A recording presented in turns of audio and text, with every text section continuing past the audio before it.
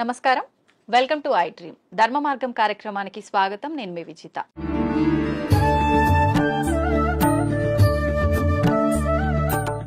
సాధారణంగా మనిషి యొక్క ఆయుష్ అనేది 100 ఏళ్ళు 100 సంవత్సరాలు అని చెప్పి మనందరం కూడా వాడుక భాషలో మాట్లాడుకుంటూ ఉంటాము.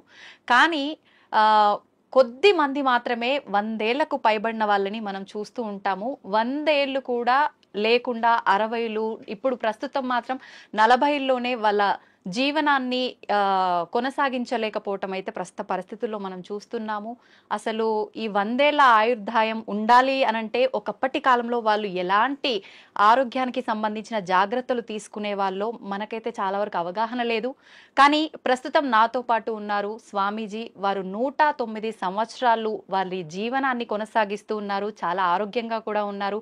అసలు ఇది ఎలా సాధ్యపడింది అంటే వారు చేసే ధ్యాన సాధన వల్లే సాధ్యపడిందని అయితే చెప్పొచ్చు. ఇప్పుడు స్వామి వారితో మాట్లాడి ఆ డీటెయిల్స్ అన్ని కూడా మనం క్లియర్ గా తెలుసుకునే ప్రయత్నం అయితే చేద్దాం. నమస్కారం స్వామీజీ. హరి ఓం. స్వామీజీ 109 సంవత్సరాలు అంటే మామూలు విషయం కాదు. నేనైతే ఫస్ట్ టైం చూస్తున్నా. నిజంగా మీకు ధన్యవాదాలు స్వామీజీ. ఇప్పుడు ప్రస్తుతం ఉన్న సమాజంలో రకరకాల ఆరోగ్య సమస్యలు, ఎంత ఆరోగ్యంగా ఉన్న వాళ్ళైనా 40-60కి మించి వాళ్ళ జీవనం కొనసాగించే వాళ్ళ సంఖ్య చాలా తక్కువగా ఉంటుంది. అసలు ఎలా సాధ్యపడుతుంది స్వామీజీ? ధ్యానం చేయడం వల్ల ఆయుర్దాయం అనేది పెరిగే అవకాశం ఉంటుందా? గం గణపతియే నమః, ఐం సరస్వతియే నమః, శ్రీ గురుభ్యో నమః.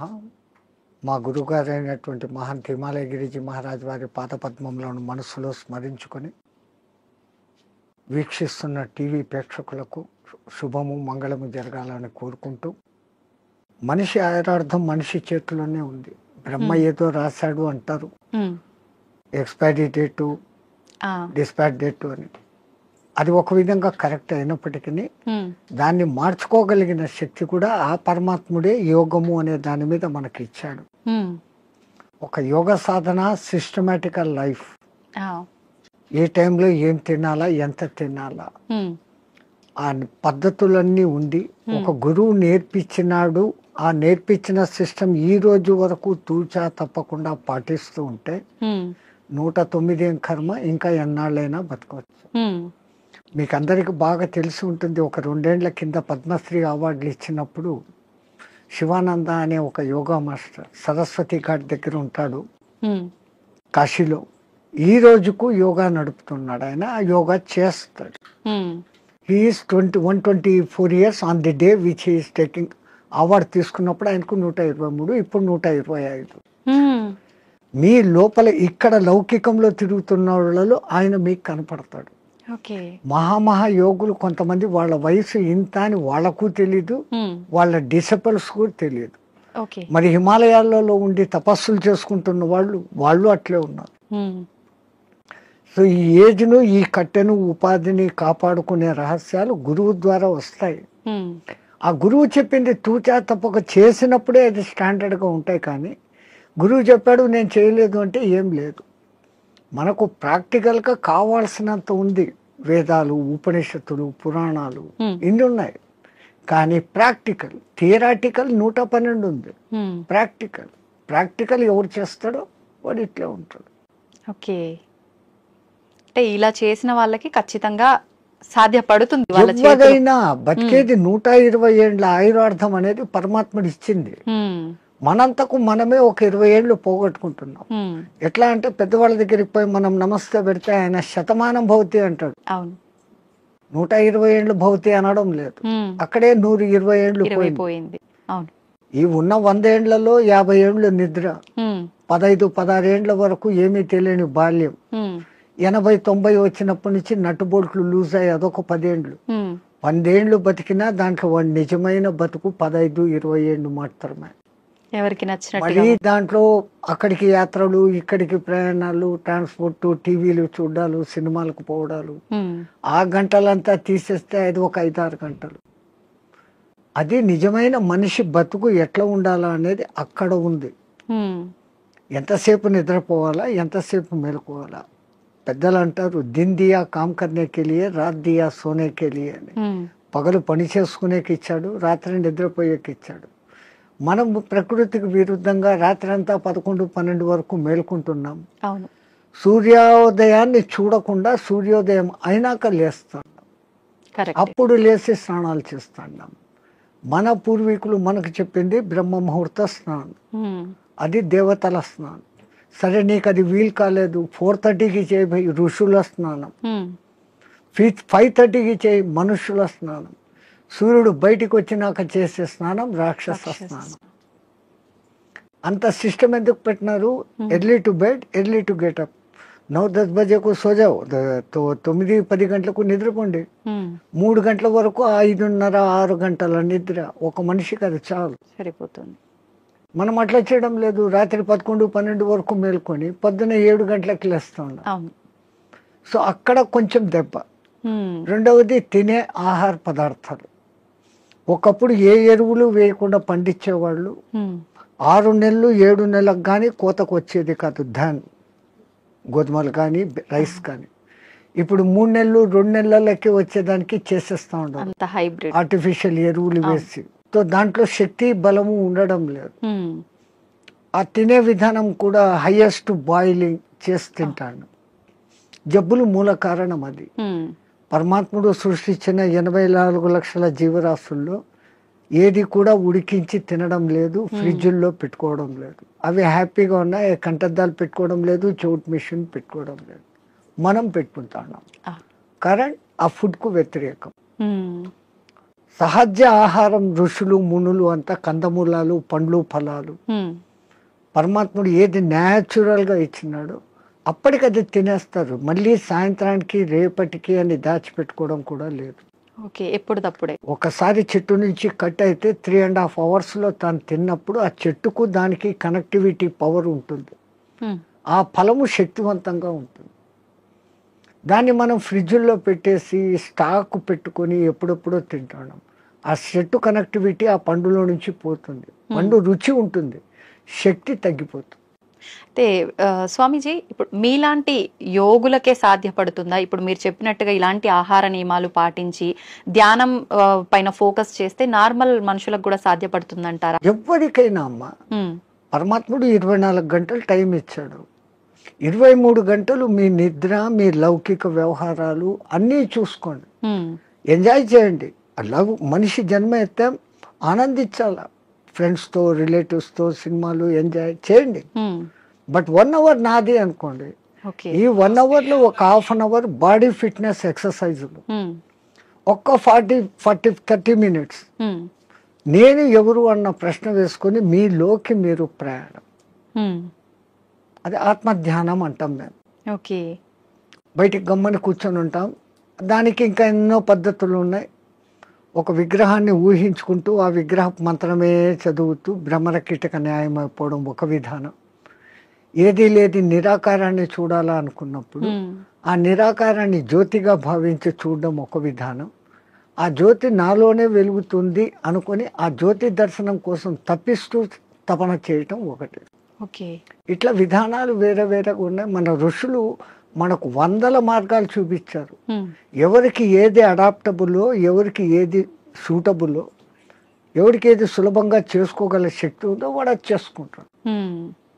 మనకు ఆ చాయిస్ ఇచ్చాడు పరమాత్మ, బట్ మనం యూటిలైజ్ చేసుకుంటలేదు. అయితే స్వామీజీ, ఇప్పుడు మీరు ఆధ్యాత్మిక మార్గం వైపు వెళ్ళటానికి, యోగిలా మారటానికి కారణం ఏంటి? మీ కుటుంబ నేపథ్యం ఏంటి? మాకు కుటుంబం అంటూనే లేదు. పరమాత్ముడి దయ, నా అదృష్టం, నా పూర్వజన్మ సుకృతం. నేను 2 ఏళ్ల పిల్లవాడిగా ఉన్నప్పుడు హరిద్వార్లో ఉన్న ఒక మేళాలో మిస్ అయినాను. మీరు జాతర ఉత్సవం అంటారు, అట్లా అక్కడ మేము మేళా అంటాం. ఆ మేళాలో మిస్ అయినాను. ఏ ప్రాంతం నుంచి వచ్చానో, నా కులం మతం ఏమి నాకు తెలియదు. బై మిస్టేక్ తప్పిపోయినానో, మా తల్లిదండ్రులకు బరువై నన్ను వదిలిపెట్టారో, ఏ కారణమైనా నాకేదో పూర్వజన్మ పుణ్యం ఉండబట్టి మా గురువు గారు అనే మహంత్ హిమాలయ గిరిజీ మహారాజ్ వారు తన స్థానం రుద్రప్రయాగ నుంచి ఆ మేళాకు వచ్చి ఉండి నన్ను చూసి చేరదీశారు. ఆయనే విద్యాబుద్ధులు చెప్పించారు.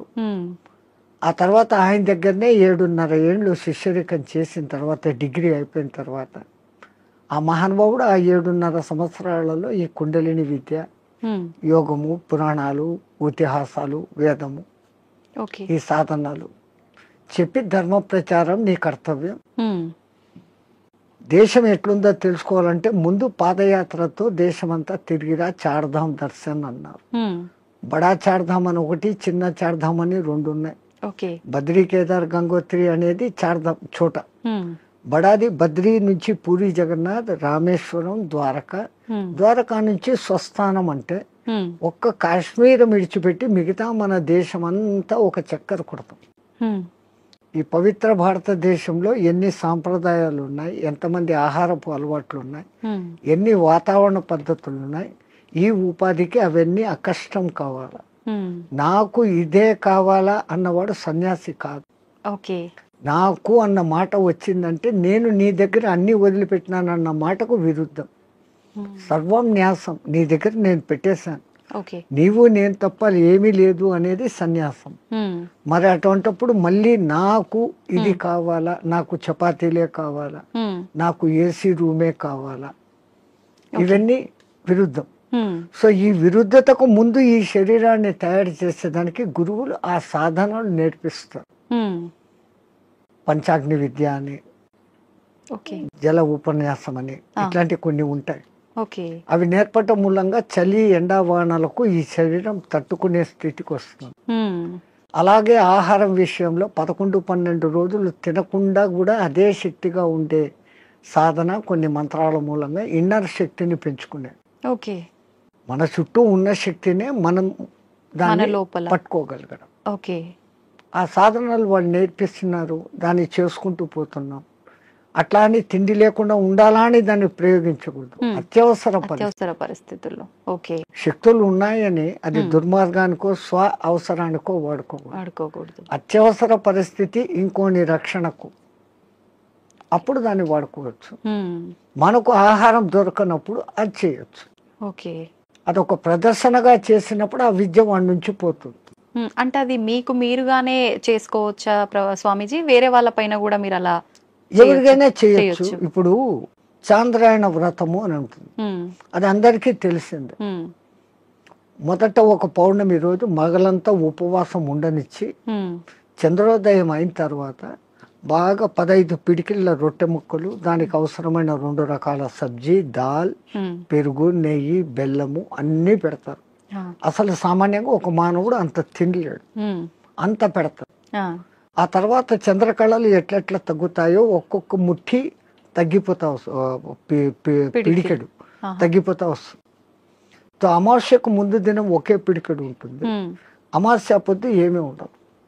ఫస్ట్ 15 days అన్టాలరేటబుల్, ఉమ్, మనిషికి అలవాటు కాదు. ఆ, మళ్ళీ ఒక్కొక్క పిడికెడు పెంచుకుంటూ పౌర్ణమికి మళ్ళీ 16 ముద్దల భోజనం, ఓకే. మళ్ళీ రెడ్యూస్, మళ్ళీ డెవలప్, మళ్ళీ రెడ్యూస్, ఆ, ఇట్లా చేస్తారు. మొదట్లో మాకు కూడా చాలా బాధ అనిపించి మా గురువుగారితో అడిగాం, ఉమ్, ఇట్లా కొంచెం కొంచెం చంపే బదులు ఒకటేసారి చంపేయచ్చు కదా పబ్లిక్. ఆ, ఆయన అన్నాడు, రే ఈ పాపీ పేట్, ఈ పొట్ట ఇట్లా జానడు ఇట్లా జానడు. ఉమ్, ప్రపంచంలో ఎంత పెద్ద గుంతనైనా రోజు 3 పిడికెళ్ళు మన్ను వేస్తే 10 ఏళ్లకో 20 ఏళ్లకో నిండిపోతుంది. అవును. ఈ పొట్టకు 4 సార్లు 5 సార్లు వేసినా నిండదు. ఉమ్, నువ్వు దీన్ని జయించుకున్నావంటే జితం జిహ్వా జితం సర్వం, నాలుకను నువ్వు జయిస్తే రుచులను తప్పించి ఉమ్, ఉమ్, ఎంత నీకు అవసరమో అంత నువ్వు తిన్నప్పుడు ఉమ్, ఆ పొట్ట మీద నీకు కాబు వస్తుంది. అప్పుడు నువ్వు ప్రపంచంలో ఎవరికి లొంగాల్సిన పని లేదు. ఉమ్, ఈ ఆకలే కదా మనిషిని లొంగదీస్తుంది, లొంగదీస్తుంది. అపరాధాలు చేయిస్తుంది, అబద్ధాలు ఆడిస్తుంది. అంటే వాడి కోసం, ఆ పొట్ట కోసం, వాడి మీద ఆధారపడిన పొట్టల కోసం. ఉమ్, దీని మీదనే కాబు పొందితే ఏంటే అవసరం లేదు. ఉమ్, మేము ఎక్కడో పాదచారులుగా తిరిగేటప్పుడు మాకెప్పుడో పిలిచి భిక్ష పెట్టడు. ఉమ్, మళ్ళీ సన్యాసంలో ఇదొక రోజు, ఎవరైనా పిలిచి భోజనం పెడితే తినాలా తప్ప మాకై మేము ఇట్లా అనకూడదు. ఓకే. అడిగితే అది రుణం, హా. వాళ్ళై వాళ్ళు ఇస్తే అది దక్షిణ. ఈ అర్థాలు ఉన్నాయి. ఉమ్, ఉమ్, ఉమ్. సో రుణపడినాము అంటే ఆ రుణం తీర్చుకునేకి మళ్ళీ ఇంకో జన్మ ఇంకొక ఎత్తాలి. జన్మ ఎత్తాల్సిందే. జన్మరాహిత్య స్థితి కోసం సన్యాసం. మరి ఇప్పుడు మళ్ళీ ఈ లంపటంలో ఎందుకు పడాలి? ఓకే. ఎట్లాగో గురువు ఇచ్చిన సాధన ఉంది, ఉమ్, తో ఉండొచ్చు, అప్పుడు వాడుకుంటాం దాన్ని. స్వామీజీ మీరు చెప్పారు కరెక్టే. అలా మేము చేయి చాపి అడిగామంటే అది రుణంలాగా ఉండి మరొక జన్మకి దారి తీస్తుంది. కానీ చాలా మంది బాబాల్ని స్వామీజీల్ని చూస్తున్నాం కదా, వాళ్ళు ఖచ్చితంగా తీసుకుంటూ ఉంటారు. వాళ్ళందరినీ దొంగ బాబాలు అలా అనొచ్చు అంటారా? ఈ ప్రకృతి పరమాత్ముడు సృష్టించిన దాంట్లోనే చెడు మంచి రెండు ఉన్నాయి. చెడు ఉన్నప్పుడే మంచి ఏదో మీరు ఐడెంటిఫై చేయగలుగుతారు. బాగా ఎండలో తిరిగేసి వచ్చారు, మీ ఇంట్లో కూర్చొని ఫ్యాన్ ఆన్ చేశారు, ఆ చల్లగాలి ఆహా అంటున్నారు. ఈ ఆహా అని మీకు ఎప్పుడు అనిపించింది? ఆ ఎండ అనుభవించినాక, ఆ బాధ అనుభవించినాక. అది లేకపోతే మీరు జీవితాంతం ఫ్యాన్ కిందనే ఉన్నప్పుడు ఈ ఫ్యాన్ నాకు సుఖం ఇస్తుంది అన్న గుర్తింపు మీకు రాదు. సో సుఖాన్ని మీరే గుర్తింపు చేసుకుంటున్నారు. ఎండలో తిరిగి ఉస్సు బస్సు నాకు నీళ్లు తప్పికెత్తంది మంట అనే ఫీలింగ్ వచ్చినప్పుడు కష్టాన్ని మీరే ఫీల్ అవుతారు. ఓ అది కష్టము, ఇది మంచిది, బాగుంది అనే కంపారిజన్ వస్తాను. అట్లా లోకంలో వేరే రకాలు ఉంటారు. ఇంకోళ్ళను మనం విమర్శన దృష్టిలో మేము చూడం. అతను దృష్టిపథం ఎట్లాడుతూ కొంతమంది ఉంటారు, మీ కర్మను తొలగించాలంటే మీ దగ్గర నుంచి ఏదో ఒకటి తీసుకున్నప్పుడు మీ తీసుకోవడం బాహ్యంగా ఉన్నా దాని వెనకల మీ కర్మను లాగలిగిన గొప్ప వాళ్ళు ఉంటే ఆ పని చేస్తారు. ఇంకా కేవలం బతుకు తెరువు కోసం ఈ బట్టలు వేసుకొని తింటున్నాం చేస్తున్నాం అనే వాళ్ళు ఉన్నారు లోకం. కానీ నే మట్టుకు నా వరకు అసలు నేను అందరికీ చెప్పేస్తా, ఇంకోని నువ్వు విమర్శించకు, కంపేర్ చేసుకోకు. నీ కర్తవ్యం నువ్వు చేసుకుంటావు, నీ గురువు నీకేం చెప్పాడో అది చేసుకుంటావు. కంపారిజన్ లోకి పోతే ప్రపంచమంతా ఇంకా సమస్యలే. స్వామీజీ, క్రియాకుండలి అంటుంటారు, ఇది ఒక విద్యనా? ఇది నేర్చుకోవటం వల్ల ఎటువంటి మార్పులు గమనించవచ్చు అంటారు? యోగం అంటేనే కలయిక. విడిపోయాం పరమాత్మ నుంచి, మళ్ళీ పరమాత్మతో కలవాలా అనుకోవడమే యోగం. ఆ ఒక్క యోగ సాధనకు మన పూర్వీకులు అనేకంగా క్రియాయోగం అని, కర్మయోగం అని, భక్తి యోగం అని, జ్ఞానయోగం అని, కుండలిని యోగం అని, హఠయోగం అని, క్రియాయోగం అని, నాదయోగం అని, స్వరయోగం అని. స్వరయోగం అంటే ముక్కుల ద్వారా గాలి ఎటు పోతుంది ఎటు వస్తుంది అని ఇన్ని రకాలు ఉన్నాయి. అది కూడా మనకి ఇవ్వబడిన చాయిసెస్. నీకు దేంట్లో నిష్ణాతత వరకు పోగలుగుతావు. ఇప్పుడు స్టడీస్లో తీసుకుంటే బిఏ అయినాక ఎంఏ, ఎంఏ అయినాక ఎంఫిల్, అంతతో నువ్వు దాంట్లో పర్ఫెక్ట్. సో దీంట్లో కూడా ఫండమెంటల్స్ నుంచి ఆ స్థాయికి నువ్వు పోగలిగినప్పుడు యూ విల్ అచీవ్. ఎవరైనా కానీ అచీవ్ కావచ్చు, చాయిసెస్. అట్లాంటి దాంట్లో ఈ క్రియాయోగం అనేది ఒకప్పుడు వైదిక కాలంలో ఉండేది, మధ్యలో లుప్తం అయిపోయాయి.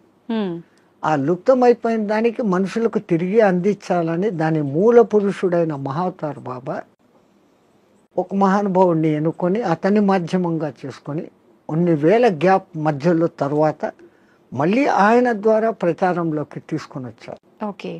ఆయన తీసుకొని వచ్చిన వాళ్ళలో క్రియాయోగం చేస్తే ఫలితం ఇట్లుంటుంది అని లోకానికి చూపించినోడు ఒక యోగి ఆత్మకథ రాసినాడు కదా పరమానంద. ఆయన డెడ్ బాడీ 15 రోజుల వరకు చెడలేదు. అది యోగి శక్తి.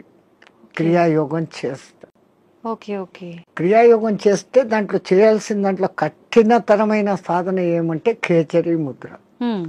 ఈ నాలుకను వెనకకు మడిచి చిన్న నాలుకను ఉండే దాని వెనకకు పెట్టి నాసికా రంధ్రాలను క్లోజ్ చేస్తూ సాధన చేసినప్పుడు ఆ చిన్న నాలుక బ్రహ్మ మన మైండ్లో నుంచి ఒక రసం ఊరి ఒక డ్రాప్ పడుతుంది. అది అన్నాహారాలకు నీటి దప్పికలను కానివ్వకుండా చేయటమే కాకుండా ఈశ్వరానుసంధాన శక్తిని కలుగజేస్తుంది. బ్రహ్మరంధ్రం యాక్టివేట్ అయ్యేటట్టు చేస్తుంది. షట్చక్రాలు యాక్టివ్గా ఉండేదానికి కారణభూతమైంది. షట్చక్రాలు ఎప్పుడు యాక్టివ్గా ఉంటాయో ఆ షట్చక్రాలు నియంత్రిస్తున్న ఇన్నర్ ఆర్గాన్స్ అన్ని యాక్టివేట్. దేహం ఆరోగ్యంగా ఉంటుంది, మనసు ఆరోగ్యంగా ఉంటుంది, ఆత్మ ఆనంద స్థితిలో ఉంటుంది. ఈ సాధన చేయడానికి ఎంత కాలం పడుతుంది స్వామీజీ? చాలా కష్టంతో కూడుకున్నదే కదా. దాన్ని బలవంతంగా ఆ నాలుకను సాగదీస్తూ వెనకున్న నరాన్ని కట్ చేసి లోపలికి తోసుకుంటూ తిప్పలు పడేదానికే 3-4 ఏళ్ళు అవుతుంది. అది బలవంతంగా చేసింది. పూర్వజన్మ సుకృతం ఉన్నప్పుడు, ఆ గురు కటాక్షం ఉన్నప్పుడు అది సహజంగా వెనక్కి వెళ్ళిపోతుంది. అది ఎవరికి ప్రాప్తతో వాళ్ళకే. ప్రతి ఒక్కటి ఎవడు చేయాలంటే, మనమంతా ధీరుబాని అంబాయిలు కాలేమే. మన దేశంలోనే పుట్టాడు ఆయన, మన ఎదురుగానే పెరిగాడు, ఈ పొద్దు కోట్ల ఆస్తి. మనం లేదు. అవును. సో ఎవరికి ఏది ఉందో అదే అది. కానీ సాధన సిస్టమేటికల్గా చేస్తే ఎవరైనా అద్భుతమైన క్రియాయోగి కాగలరు. ఇప్పుడు మీరు కూడా ఈ విద్యను నేర్చుకున్నారు కదా స్వామీజీ, మీకు ఎంతకాలం మాకు నేర్పించింది మా గురువు గారు కుండలిని విద్య. కుండలిని విద్య. ఓకే. అదే నేను చెప్తాను, ఇప్పుడు ఇన్ని యోగాలు ఉన్నాయి, దాంట్లో మా లైన్ కుండలిని యోగ సాధన.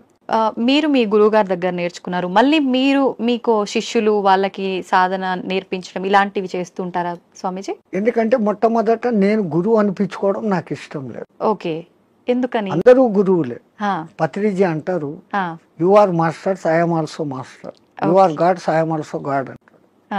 సో అందరిలో అదే ఉన్నప్పుడు నేను ఏదో నేర్పిస్తాను అనే అహంకారం కాదు. నాకైతే తపన ఉంది, నేను బాగున్నాను, నాలాగా మీరు ఉండండి.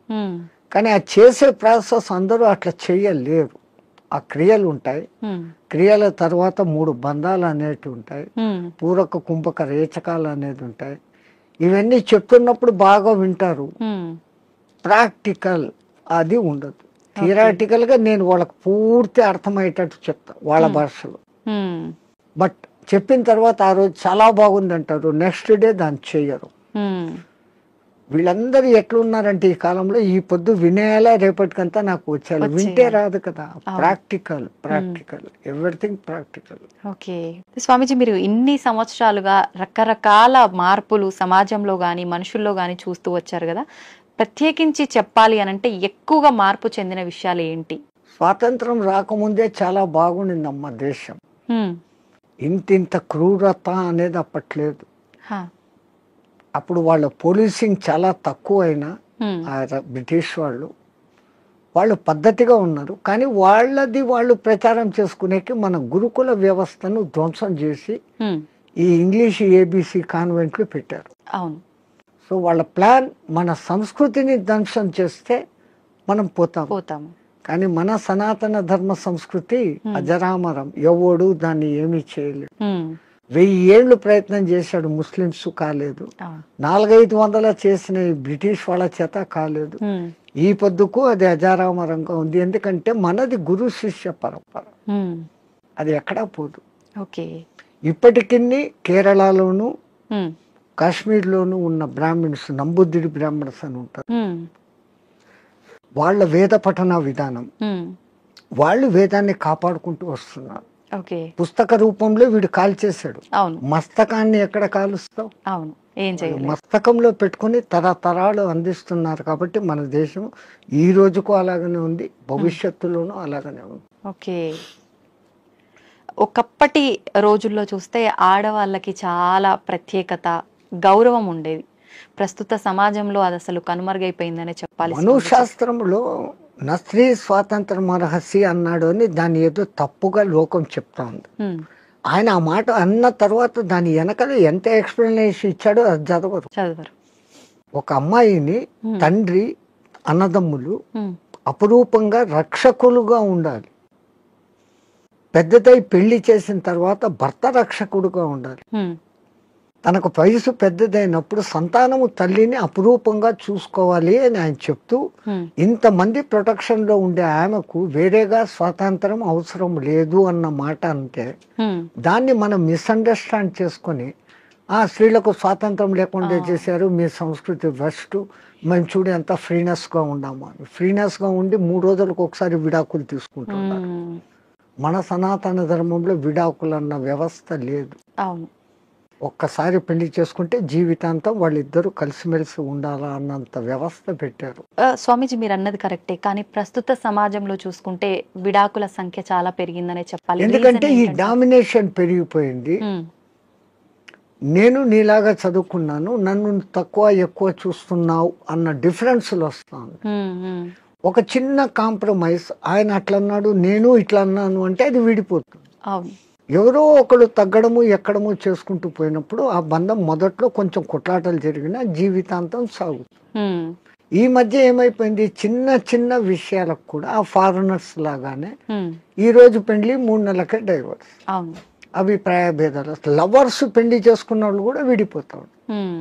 వీళ్ళు ఒకళ్ళనొకళ్ళు ముందు అర్థం చేసుకోవడం, ముందు అర్థం చేసుకొని ఈమెది తన ఇంట్లో తాను రాణిలాగా పెరిగింది, ఇప్పుడు వాళ్ళందరినీ వదిలి మా ఇంటికి వచ్చింది, నా పేరు నిలబెడుతుంది నా కుటుంబంలోకి వచ్చి అని ఆమెను అంత గౌరవంగా ఈయన చూసుకున్నప్పుడు, ఇప్పుడు మా అమ్మా నాన్నలు మా అత్త మామలే, నా మొగుడే నాకు దేవుడు అన్నట్లు ఈమె చూసుకున్నప్పుడు లోకంలో ఈ డిఫరెన్సెస్ రావు.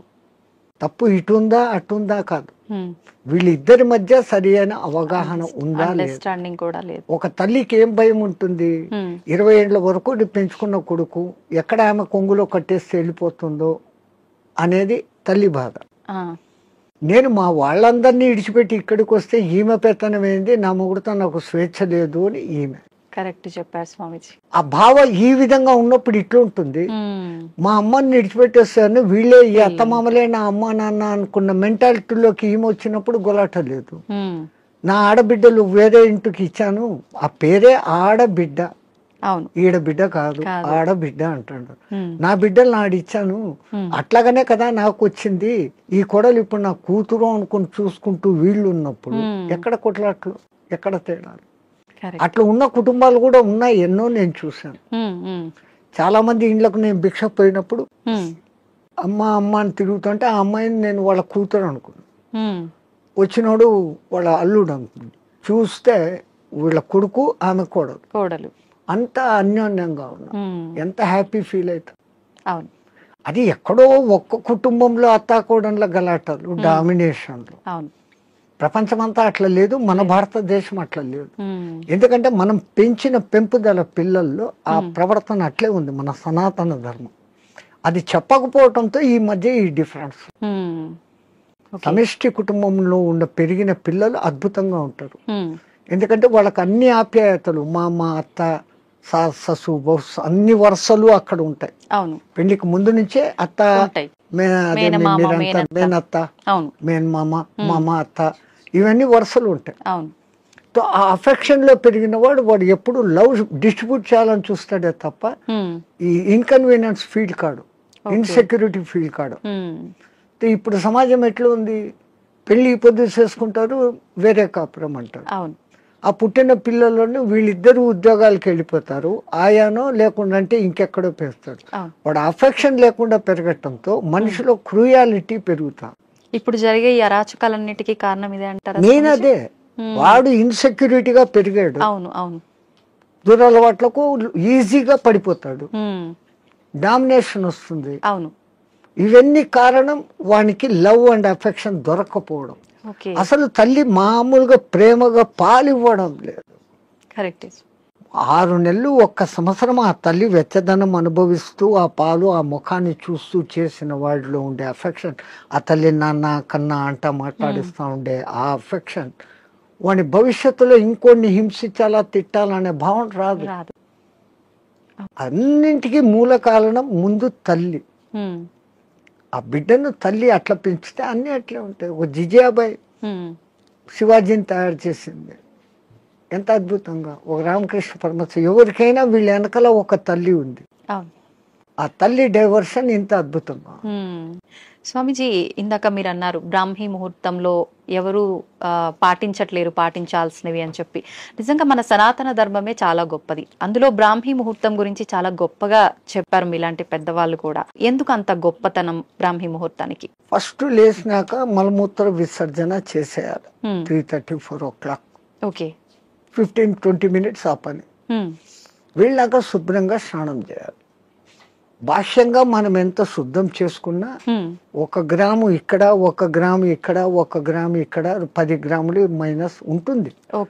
బట్ బాహ్య శుద్ధి, నేను స్నానం చేసినప్పుడు అంతర్శుద్ధి కూడా ఆటోమేటిక్ గా కలుగుతుంది. నవ్ ఐఆమ్ ప్యూర్ అన్న భావన ఇక్కడ వచ్చినప్పుడు ఆ భావన ఇన్నర్ కు కూడా తగులుతుంది. ఆ బ్రహ్మముహూర్త టైంలో మీకు సౌండ్స్ ఎక్కడ ఉండవు, ప్రశాంతంగా ఉంటుంది. ఇంకా పక్షులు లేచి కిలకిలా రావాలకు కూడా చేయవు. ప్రకృతి అంత ప్రశాంతమైన తపస్థితిలో ఉన్న స్థితిలో ఉంటుంది. ఆ వైబ్రేషన్స్ హిమాలయాలలో జపాలు తపాలు చేసుకుంటున్న వాళ్ళ వైబ్రేషన్స్ అంతా ఆ గాలిలో కలిసి ఉంటాయి. ఓకే. దాంతో మనం కూడా కూర్చొని ప్యూరిఫై అయ్యి ఏదో ఒక సాధన గురువు చెప్పింది ఇదంతా ఏది లేదు. పత్రి చెప్పినట్లు శ్వాస మీద ధ్యాస, సంథింగ్ ఏది ఆలోచన లేకుండా కూర్చుంటే ఒక మనిషి ఒక దినంలో ఇప్పుడున్న పరిస్థితుల్లో ఇది అది అంటూ 60,000 ఆలోచనలు చేస్తాడు. సముద్రంలో అలలన్నా ఏ పొద్దున్నా అలసిపోయి గమ్మనైతాయేమో కానీ ఈ మనోతరంగాలు అలవడం లేదు. One after one. ఈవెన్ మీరు నిద్రపోయినా నిద్రలో 5 గంటల సేపు మనసే పనిచేసి కలలు చూపిస్తుంది. ఆ 1 గంట సౌండ్ స్లీప్. అది మన నిజమైన తత్వం. అక్కడ మనం ఆత్మతత్వంలో ఉన్నాం. బట్ ఆత్మతత్వంలో ఉన్న మన సంగతి మనకు అప్పుడు తెలీదు. లేచిన తర్వాత I had a sound sleep అంటాను. సో ఈ సాధన ఉపాసనలు మన పెద్దవాళ్ళు నువ్వు మేలుకొని సుషుప్తి స్థితిలోకి పో అనేదానికి ఈ సాధనలు వ్యవహారాలు. ఓకే. అయితే ఇప్పుడు సాధనలు ఇవన్నీ చేయలేని వాళ్ళు, నార్మల్ వాళ్ళు ఇప్పుడు బ్రహ్మీ ముహూర్తంలో ఇలాంటి పనులు చేయాలి, అలాంటి పనులు చేయాలి, అసలు కరెక్ట్ బ్రాహ్మీ ముహూర్తం అంటే ఏ సమయం నుంచి ఏ సమయం వరకు? అదే చెప్పాను కదా, 3 to 3:45 దేవతల టైం. ఓకే. 3:45 to 4:45 ఋషుల టైం. 4:45 to 5:45 మానవుల టైం. ఓకే. ఆఫ్టర్ దట్ రాక్షసుల టైం అన్నట్టు. ఇప్పుడు ప్రతి ఒక్కరూ రాక్షసుల టైంలోనే అన్ని స్నానాలు. సూర్యోదయం అప్పుడు ఆ అరుణ కిరణాలు అని వస్తాయి కదా, దాంట్లో ఎన్నో రకాల మనకు ఆరోగ్యాన్ని ఉత్తేజాన్ని కలిగించే వేవ్స్ ఉంటాయి. అల్ట్రావైలెట్, ఇన్ఫ్రారెడ్, ఎలక్ట్రోమాగ్నెటిక్, దానికి ఏమో ఇప్పుడు ఈ పేర్లన్నీ పెట్టారు. అప్పుడు సూర్యుని 7 వర్ణాలకు కలుపుకొని దాంట్లో తెలుపులో 7 వర్ణాలు ఉన్నాయని మన వాళ్ళు గుర్తించి చేస్తాను ఆ సాధన, వర్ణ సాధన. ఇప్పుడు అదే కలర్ థెరపీ అని మళ్ళీ బయటకు వచ్చింది. రంగు బాటళ్లలో నీళ్లు పెట్టి సూర్యుడి దగ్గర పెట్టి బయట ఎండలో 7 రోజులు అట్లా పెట్టిన నీళ్లు తాగితే ఆ కలర్ కు సంబంధించిన జబ్బు ఉన్న వాళ్ళకి క్యూర్ అవుతారు. ఒక్క సూర్యుడు ఆరోగ్య ప్రదాత అని మన వాళ్ళు చెప్పారు. దాంట్లో నుంచే ఇన్ని వస్తున్నాయి. ఇప్పుడు మన భూమి మీద పెరుగుతున్న మూలికలు అన్నీ పెరుగుతున్నాయంటే సూర్యుడు ఆధారం. నైట్ పూట తన సూర్యకిరణాలనే చంద్రుని మీదకి పంపించి అక్కడి నుంచి రిఫ్లెక్ట్ అయ్యి అది ఔషధులకు శక్తిని ఇస్తున్నాడు సర్కిట్. ఓకే. సో అందుకే మన పూర్వీకులు గుర్తించి ఆరోగ్యం భాస్కరాది చేత అన్నారు. ఆరోగ్యం సూర్యుని చేతిలో ఉంది. ఓకే. స్వామిజీ, ప్రాణాయామం ఇది చేసే వాళ్ళు ఎక్కువ కాలం జీవించే అవకాశం ఉంటుందంటారు కదా? 100%. పూర్వీకులు చెప్పిన లెక్క 21,600 రెస్పిరేషన్స్, 21,600 హంస జపం సాధారణంగా ఎవడో చేసేస్తాను ఇన్వాలంటరీ. అప్పుడు ఆ ఊపిరితిత్తులు ఇంతే పని చేస్తుంది. ఇట్లా తీసుకుంటున్నాం, ఇట్లా వదిలేస్తున్నాం. పరమాత్ముడు మనకు ఊపిరితిత్తులు ఇంత పని చేసేకి ఇచ్చాడు. దాంట్లో 10th కాదు కదా, 1% కూడా మనం చేయడం లేదు. తీసుకుంటున్నాం, వదులుతున్నాం. తీసుకున్న గాలిని యూటిలైజ్ చేసుకోవడం లేదు, ఉపయోగించుకోవడం. ఆ దానికి ప్రత్యేకంగా ఈ పూరక కుంభక రేచకాలు అనే ప్రాణాయామ వ్యవస్థ పెద్దవాళ్ళు పెట్టారు. ఓకే. సంపూర్ణంగా ఊపిరితిత్తులు నిండేంతగా దీర్ఘంగా శ్వాస తీసుకొని ముక్కులు మూసేస్తాం. ఓకే. ఆ తర్వాత బలవంతంగా ఆ గాలిని మింగుతున్న ఫీలింగ్ చేసి కడుపులో కూడా గాలి పోతోంది అని చెప్పి మళ్ళీ ఒకసారి ముక్కులు ఓపెన్ చేసి ఇంకొంచెం తీసుకుంటాం. అంత గాలి తీసుకొని మన కెపాసిటీని బట్టి 30 seconds 40 seconds తో ఆరంభించి నెలలు సంవత్సరాలు గడిచేసరికి 2 minutes 2.5 minutes వరకు ఆ కుంభకంలో ఉంచినప్పుడు తీసుకున్న గాలి మొత్తం యూటిలైజ్ అయి కణాలు ఇడిచిన కార్బన్ డైఆక్సైడ్ అంతా వచ్చి బయటకు వచ్చేస్తుంది. అది రేచకం. ఈ విధంగా చేయడంలో మనకు శాస్త్రజ్ఞులు, మన ఆ పూర్వీక శాస్త్రజ్ఞులు చెప్పింది ఇడా పింగళ అనేది సూర్య చంద్ర నాడులు. ఒక ముక్కు ద్వారా చల్లని గాలి బాడీలోకి వస్తుంది, ఒక ముక్కు ద్వారా వేడి. శరీరంలో శీతోష్ణాలు సమస్థితిలో ఉండి ఆ రెండింటిని నియంత్రించగలిగినప్పుడు వాయువు ఈ రెండు ముక్కులలో కాకుండా మనకున్న 72,000 నాడులలో 11 నాడులు ముఖ్యం. కండ్లకు పోయేది, చెవులకు పోయేది, ముక్కులకు పోయేది. ఇవన్నీ కాకుండా ఈ 11 మళ్ళీ సుషుమ్న అనేది మూలాధార చక్రం నుంచి సహస్రారం వరకు కనెక్టివిటీ కలిగిన ఒకే ఒక్క నరం. మిగతాది కొన్ని చోట్ల వచ్చి కట్ అయిపోతాయి, ఎన్ని చోట్ల వచ్చి కట్ అయిపోతాయి. ఇది అఖండంగా మూలాధారం నుంచి అక్కడ దాకా వస్తుంది. దాని లోపలికి గాలి ప్రవేశం చేసినప్పుడు అక్కడ జరిగే సంచలనం మనిషికి దీర్ఘాయుష్. అసలు ఈ ప్రాణాయామం చేస్తేనే దీర్ఘాయుష్. కారణం మామూలు మనిషి ఒక నిమిషంలో 15 రెస్పిరేషన్లు తీసుకుంటే నేను నిమిషం సేపు గాలిని బంధించగలిగినాను అంటే నాకు 15 రెస్పిరేషన్లు సేవ్డ్ కదా. It is in my bank account. ఒక్క ప్రాణాయామంలో నేను 15 ఊపిర్లు మిగిలిపెట్టుకుంటే 1 గంట సేపు చేస్తే అంటే 60 నిమిషాలు ఇంటూ 15 900 వాయువులు. ఒక 10-11 దినాలు చేస్తే 9,000, 21,000 వచ్చేదానికి ఒక 10 రోజులు 1 నిమిషం చేస్తే 10 దినాల తర్వాత నాకు 1 దినం ఆయుష్ పెరిగింది. It is in my hands. So అదే నేను 2 నిమిషాలు చేస్తే 5 రోజుల్లోనే నాకు 1 రోజు ఆయువు పెరిగింది. అది కారణం. ప్రాణాయామంలో అది రహస్యం. ఇంకా ఈ ప్రాణాయాన్ని ఇంకా బాగా డెవలప్ చేసుకొని ఇడా పింగళలో కాకుండా సుషుమ్నలోకి ప్రవేశం చేస్తూ ఎక్కిస్తూ ఆడిస్తూ ఉన్నప్పుడు ఏదో ఒక దినం మన అదృష్టము, ఆ గురు కటాక్షము, దైవానుగ్రహము ఉండి ఆ గాలి కుండలిని ప్రేరేపిస్తుంది.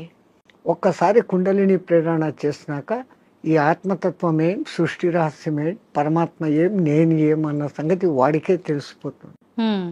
ఇంకా అది బయటికి చెప్పుకునేందుకు కానీ ఆనంద స్థితిలోకి వాడు ఉంటాడు ఆ సాధకుడు. ఇది మామూలు వాళ్ళకి సాధ్యపడుతుందా స్వామీజీ? ఎవరికైనా, పశుపక్షాదులకు కూడా దేవుడు ఆ కుండలిని శక్తి ఇచ్చాడు. ఇప్పుడు ఈ మా ఫిజికల్ బాడీ తయారీలో మెదడు, చేతులు, కాళ్ళు, రెక్కలు, ఇంటర్నల్ ఆర్గాన్స్, గుండె, ఊపిరితిత్తులు అని మీకు ఫిజికల్గా ఎట్లా కనపడుతున్నాయో కనపడని అంగాలు, షట్చక్రాలు అనేటివి, నాడులు అనేటివి, అవి విశ్వశక్తి ప్రసారకాలు. నరాలలో రక్త ప్రసరణ, ఆక్సిడేషన్ ఇది జరుగుతుంది. మన వాళ్ళు ఈ 2 రకాలుగా చూశారు. అది వ్యవహారం. అక్కడ ఆ తేడాను గమనించి వాళ్ళు ఆ సాధనాలు చేశారు. మాకు కనపడదు, అది లేదు అనుకుని వాళ్ళ లోకం, ఈ లోకమే, ఈ జన్మే శాశ్వతం అనుకునేది వాళ్ళ సిద్ధాంతం. మనకు జన్మలు ఉన్నాయి అన్నది మన సిద్ధాంతం. ఇప్పుడు చాలా మంది ధ్యానం చేయాలనుకుంటారు, కానీ మనసుని నియంత్రించుకోలేకపోతుంటారు. ఏకాగ్రత లోపిస్తూ ఉంటుంది, రకరకాల ఆలోచనలు కదులుతూ ఉంటాయి. ఎలా నియంత్రించుకోగలుగుతారు స్వామీజీ? మనసుకు ఒక్క డ్యూటీ అప్పచెప్తే పాపం మనసు ఏం చేస్తుంది? గమ్మన ఉన్నప్పుడు 112 ఆలోచనలు చేస్తాను. ఇప్పుడు మీరు కుట్టు పని చేస్తారు, మిషన్ మీద కూర్చున్నారు, మీకు కుట్టు పని తెలుసు. ఇన్వాలంటరీగా మీరు ఆ బట్ట అక్కడ పెడతారు, ఎట్లా పొడి చేయాలో చేస్తారు, కాళ్ళు కదుపుతూ ఉంటారు, కుట్టు మిషన్ నడుస్తుంటుంది, కళ్ళతో చూస్తుంటారు, కుట్టు పోతుందా లేదా పోతుంది. ఇదంతా ఎట్లొచ్చింది? ఒక ప్రాక్టీస్, ఒక దినంలో రాదు. సో అక్కడ మీరు మనసంతా ఎక్కడ పెట్టారు? కుట్టు లైన్ గా పోతుందా లేదా అనేదాన్ని. ఇంకోటి ముగ్గులు వేస్తారు బయట, మీరు 5 చుక్కలు ఇట్లా పెట్టాలా, 3 ఇట్లా పెట్టాలా ప్లాన్. ఈ ఒక్క లైన్ తో అన్నిటినీ ఇట్ట తిప్పి ఇక్కడికి తీసుకొని వస్తారు. మీ ఆంధ్రాలో రథం ముగ్గు అని వేస్తారు, అన్ని చుక్కలను ఒక్క లైన్ తో కలుపుతారు. సో అక్కడ వాళ్ళ కాన్సన్ట్రేషన్ అంతా ఎక్కడుంది? నేర్చుకున్నప్పటి నుంచి ఎట్ట తిప్పారు, కళ్ళు అట్ట పోతుంటాయి, చెయ్యి అట్ట వెళ్ళిపోతా ఉంటుంది. సో ఈ కాన్సన్ట్రేషన్ మీరు అక్కడ పెట్టారు. అట్లే మనం ఒక్క దాని మీద కాన్సన్ట్రేషన్ పెట్టినప్పుడు మనసు ఆ టైంలో మీకు 2వ ఆలోచన ఏముంది? ముగ్గు వేస్తున్నప్పుడు మా మామ అట్లా అన్నాడు, మా కొడుకు ఇక్కడ పోయినాడు, ఇవన్నీ ఆ టైంలో లేదు. టిఫిన్ చేయాలా, అది నథింగ్. సో అక్కడ ఐడియల్ అయిపోయింది. సో ఒక్క పర్టికులర్ డ్యూటీ మనసుకు అప్పచెప్పతే ఆ మనసు అదే చేస్తూ ఉంటుంది. అందుకే మన పూర్వీకులు ఒక తమాషా ఎగ్జాంపుల్ చెప్తారు. ఎవరో ఒక ఆయన తపస్సు చేశాడు, దేవుడు ప్రత్యక్షమైతే నా అన్ని పనులు చూసుకునేదానికి ఒక సెక్రటరీని నాకు అపాయింట్ చేయి. వాడు దేవుడే ప్రత్యక్షమైతే వాడు ఇట్లాంటి వరం అడిగాడు. అది కూడా నేను చెప్పంగానే చేసేయాలా అన్నాడు. డేంజర్ రా, నువ్వు ఎప్పుడు దానికి పనులు చెప్పలేవు, అది పనులు చెప్పకపోతే నీకే తినేస్తుంది అన్న. నో ప్రాబ్లం, నేను ఎప్పుడు పనులు చెప్తాను దానికి అన్నా. ఆ దెయ్యం ప్రక్షేపమైంది. నాకు ఒక 6 అంతస్తులు బిల్డింగ్ కట్టు అన్నాడు. 6 అంతస్తులు బిల్డింగ్ కట్టేదానికి 2-3 ఏళ్ళు అవుతుందని వీడు అనుకున్నాడు. అది పట్టు అనింది, బిల్డింగ్ తయారైపోయింది. మహారాజ్ ఇంకేం పని అనింది. కుక్కర్ కావాలా, ఫ్రిడ్జ్ కావాలా, బెడ్ కావాలా, ఏసీ కావాలా, వీడు ఇట్లా అడుగుతున్నాడు. అక్కడక్కడ అన్ని వచ్చేస్తాను. ఇంక ఏం అడిగేదానికి లేకుండా పోయింది. ఇంకా దానికి పని చెప్పకపోతే వీడి పని పడుతుంది అంతే. అప్పుడు వాడు గురువు దగ్గరికి పోయినాడు. మహారాజ్, బుద్ధి లేక నేను ఇట్లాంటి వరం అడిగినాను, ఇది ఇట్లా చేస్తుంది అనుకోలేదు. What am I to do, క్యా కర్నా మై? అరే ఉస్ భూత్ కో ఇతర్ లేకే, ఆ దేయాన్ని ఎక్కడికి తా అన్నాడు. అది వచ్చింది. మా గురువు చెప్పిన పని చెయ్యను, దానికి కమాండ్ అన్నా. అది ఇంకోటి మాట, వీడి మాట వినాలి కదా. అవును, వీడు చెప్పినాడు, మా గురువు చెప్పినట్టు చేయన్నాడు.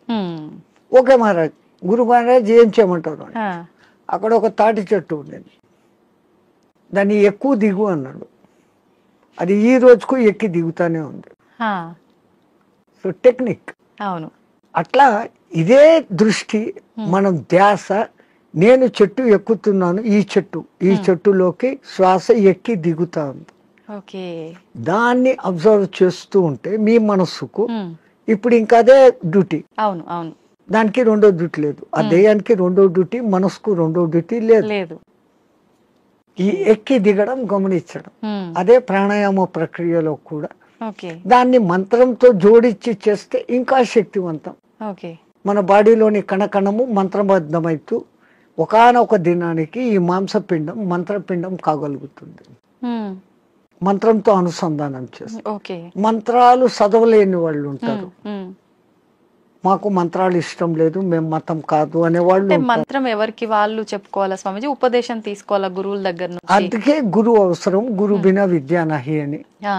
కొన్నాళ్ళు ఆయన దగ్గర శిష్యరికం చేసినప్పుడు వీడు దేనికి సూటబుల్, నేను ఇచ్చే విద్యను వీడు సద్వినియోగం చేస్తాడా, దుర్వినియోగం చేస్తాడా. అందుకే పాతకాలంలో కొన్నాళ్ళు నా దగ్గర సేవ చేయి అంటారు. మన మెంటాలిటీ అర్థమవుతుంది. వాడు సిడ్ఫిరా అయితే గనక నేనేం నీ దగ్గర సేవ చేసేది, నాకు ఇంత పైసా ఉంది అంటాడు. ఆ వినయత ముందు మనిషిలో ఉండాలి. ఆయన దగ్గర ఈ పని చేస్తే నాకు మంచి జరుగుతుంది అనే విశ్వాసం ఉండాలి. ఈ రెండు ఉన్నప్పుడు ఆ గురువు గాడిదను చూపించి ఇది దేవుడు, దీని పూజ చేయంటే చేసినప్పుడు ఆ గాడిదలోనే నీకు దేవుడు కనపడుతుంది. పైలా విశ్వాస ప్రథం సోపాన్. విశ్వాసం అనేది అన్నిటికీ మించిన శక్తి. ఇక్కడ ఒకటి అచీవ్ చేయాలనుకున్నప్పుడు దాని మీద నేను చేయగలనా లేదా ముందే డిసిషన్ చేసుకోండి. గురువు ఒక మంత్రం ఇచ్చాడు, ఈ అనుష్ఠానం ఇట్లా చేయాలా, రోజు లేచి ఈ అగ్ని తర్పణాలు చేయాలా, ఇవన్నీ నేను చేయగలనా లేదా అనుకున్నప్పుడు గురుదేవా ఇయ్యండి అనాలి. ఆ మంత్రం తీసేసుకున్నాను, నేను చేసుకోలేదు, దాన్ని చేయాల్సిన రీతిలో చేయకపోయినప్పుడు ఏం ఫలితం? సైకిల్ మోటార్ మీ దగ్గర ఉంది, దానికి పెట్రోల్ పోసేది పని ఉంది కదా. పెట్రోల్ పోకుండా నేను కొనుక్కున్నాను 1,00,000 పెట్టి పోవాలా, ఇది అంటే ఎట్లా పోతుంది? పెట్రోల్ పోయాలా, అప్పుడప్పుడు దానికి ఏదో ఆయిల్ పోయాలా, మైనర్ రిపేర్స్ చూసుకోవాలా, అప్పుడు ఆ బండి పోతుంది. లైక్ దిస్ సేమ్ ఒక సిస్టమ్ ప్రాసెస్ అని గురువు చెప్పినప్పుడు ఆ ప్రాసెస్ అంతా చేస్తున్నప్పుడు అది మిమ్మల్ని ఉద్ధరిస్తుంది. స్వామిజీ, హిమాలయాలు అనగానే మనకు అక్కడ ఇలా కొన్ని ఏళ్ల పాటు ధ్యానం చేసే వాళ్ళు ఉంటారని చెప్పి వింటుంటాం. నిజంగా అలాంటి వాళ్ళు ఇప్పటికీ ఉన్నారంటారా? 100%. ఎంతో మంది. ఆ హిమాలయాలు అనే దానికి ముందు మా అనే అక్షరం పెట్టుకొని చదవండి. మహిమ ఆలయాలు. మన దేశం మొత్తంలో చాలా కొద్ది ఆలయాలు ఉన్నాయి. ఆ లయాలు అంటే అందులో లయం. హిమ ఆలయం అంటే హిమములో లయం కావడం. హిమం అంటే ఏంటి? మంచు. నీటికున్న 3-4 లక్షణాలలో ద్రవస్థితి, ఘనస్థితి, ఆవిరి స్థితి, దాని తర్వాత ప్లాస్మా స్థితి. ఇది ఏది కానిది మంచు స్థితి. అది అట్లా నీళ్లు కాదు, ఇట్లా ఘనాకార ఐస్ కాదు. మంచును బాగా ప్రెస్ చేస్తే అప్పుడు మీకు ఐస్ అవుతుంది. ఇది మధ్యస్థ స్థితి. మంచు అంటాం, హిమము అంటాం. నిజంగా దానికి మహిమం. ఓకే. మహిమ కలిగిన పదార్థం. అది అక్కడంతా వ్యాపించి ఉంటుంది.